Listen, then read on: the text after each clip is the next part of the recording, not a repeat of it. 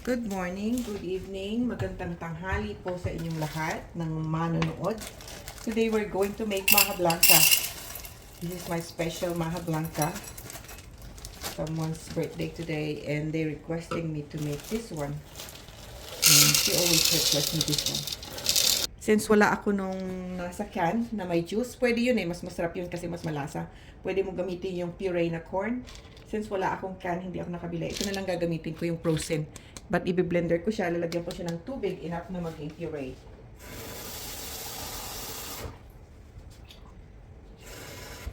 And then, susukatin natin siya kung ilang cup siya mamaya kasi para hindi maging malabnaw ang ating maja blanca. Gagawin lang natin siyang puree. Okay.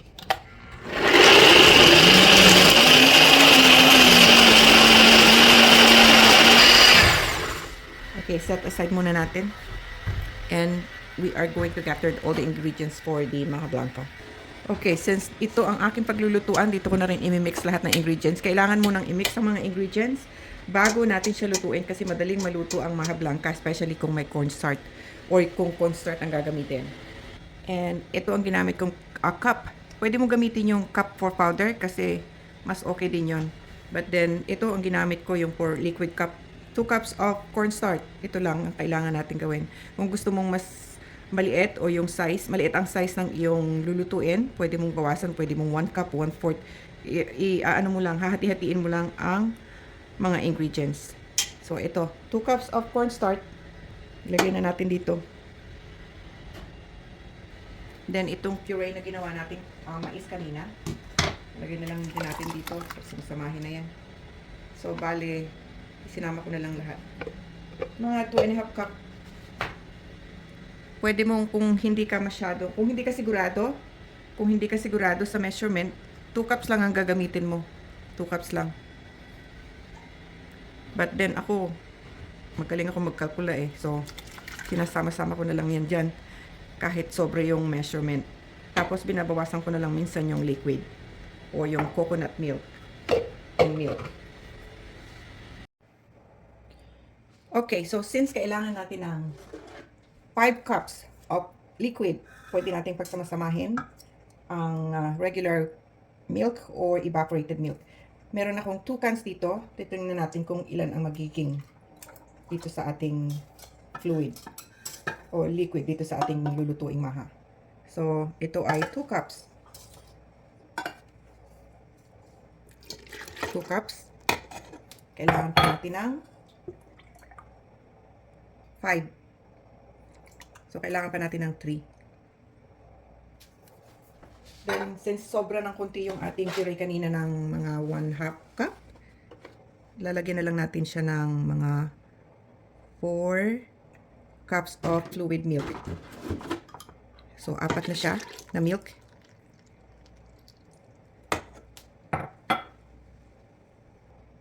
Then, 2 cups of coconut milk.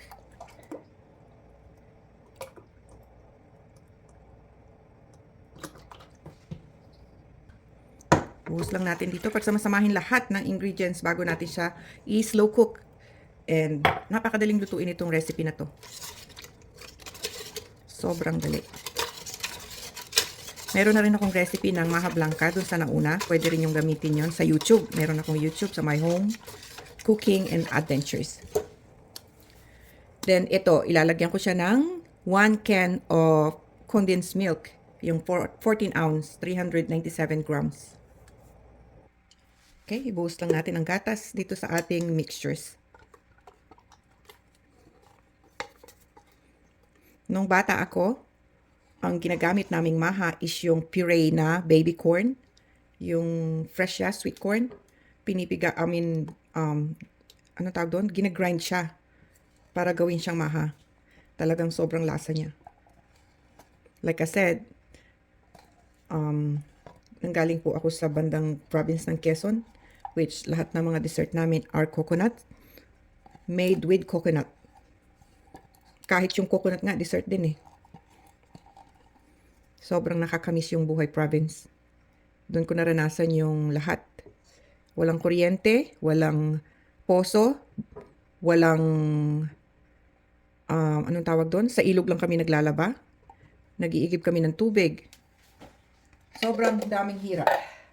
Pero worth kasi ang daming magagandang memories na hindi na naranasan ng ibang tao sa ngayon. Yung mga tao ngayon masyado nang spoiled. Puro cellphone na lang.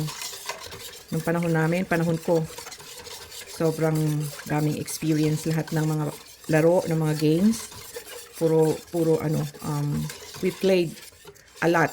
Especially during the, anong tawag doon? Yung maliwanag yung buwan. Sobrang saya. O, sige, ihalo na natin itong ating mais corn.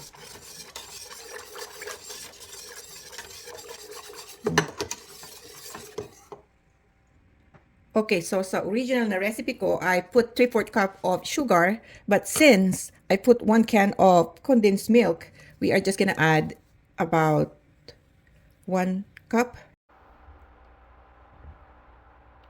Ayan. Sinon-on ko na ang aking stove in a medium heat. Kailangan mahina lang kasi didikit siya at kailangan mo lang din siyang haluin ng haluin. Kung hindi pa siya masyadong mainit. Habang nag-iintay tayo ng ating pag-init ng ating niluluto, langisan muna natin itong ating foil.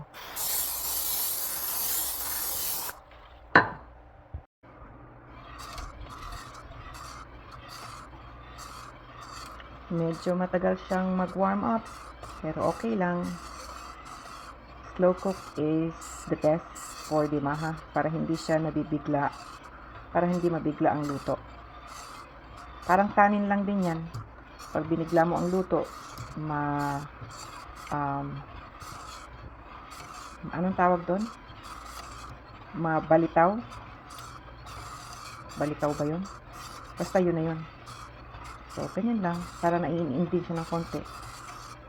Medyo umuusok-usok na siya. Once na nag-umpisa na yung kumulo, dire-diretso na yan. Luto na kaagad.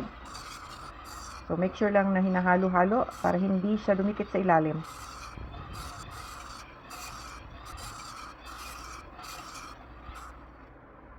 Medyo umuusok-usok na ng konti. Ngayon, medyo nakakapako na yung tumitigas na yung sa ilalim. So, hahaluin na lang siya natin ng hahaluin. Mga ilang minutes na lang siya.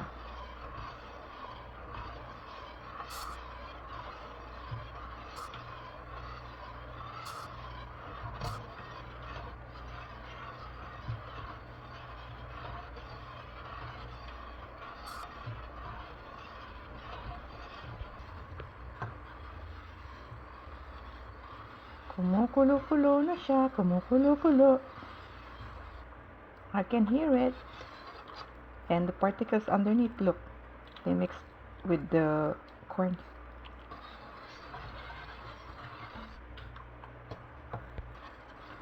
Sometimes, naglalagay ako ng jelly. Pero as usual, naubusan na naman ako walang jelly. Masarap siya pag may jelly. Parang maha gelatin.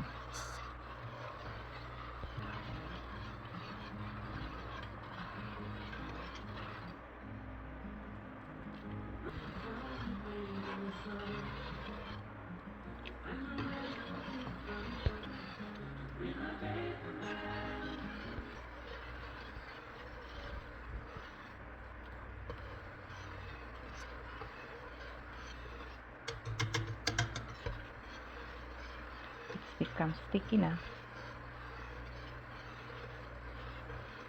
Basta nag-umpisa na siyang kumulo, ayan na, malapit na. Bilis na siyang maluto. Alam niyo naman ang flour and cornstarch napakabilis maluto kung uminit.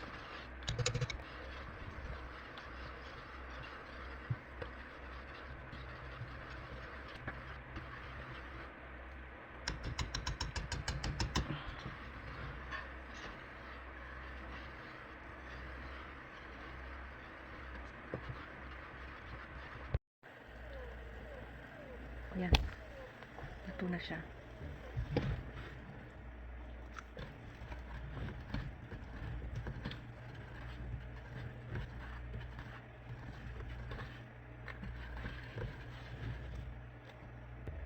Medyo hihinaan na natin ng konti yung apoy para hindi siya masunog. Pero nakita nyo na yung texture, di ba? Malapit na.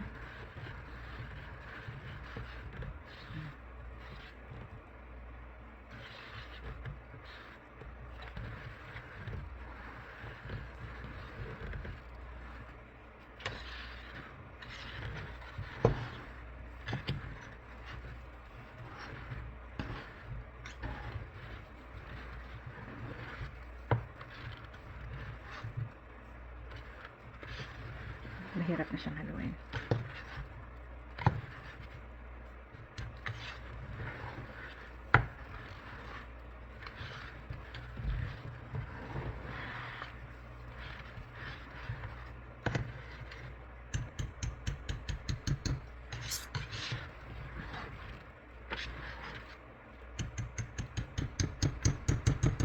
Pwede na nating palitan ang ating sandok.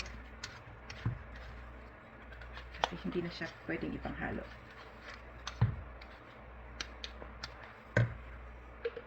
Ito natin gagamitin. Kahoy na. Or anything flat. Yung ilalim, yung dulo. Kita nyo na, diba? Perfect na siya. Pwede na natin siyang isalin sa ating container na may oil na naka-ready na.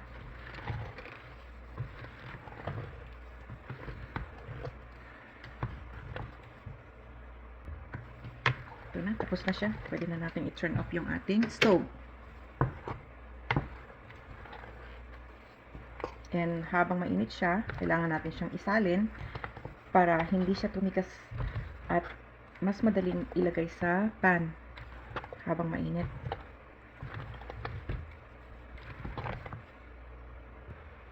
Salin na natin.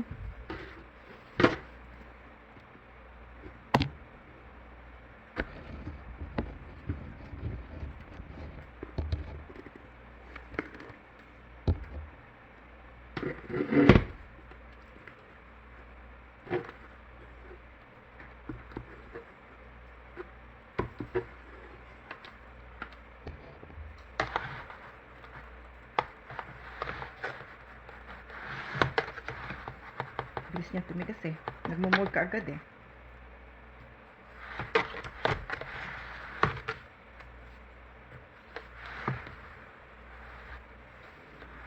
At ang ating pang finale ay ang cheese.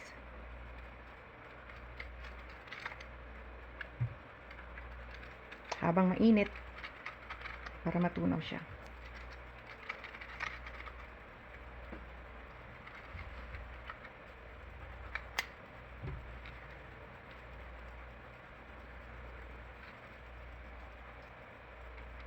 Ang ginamit ko ay yung cheese milk.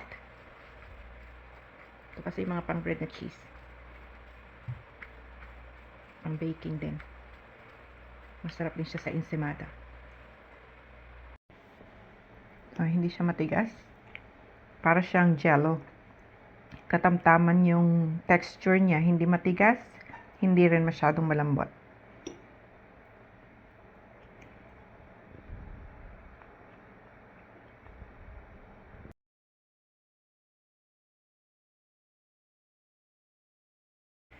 Ito na yung pinali natin.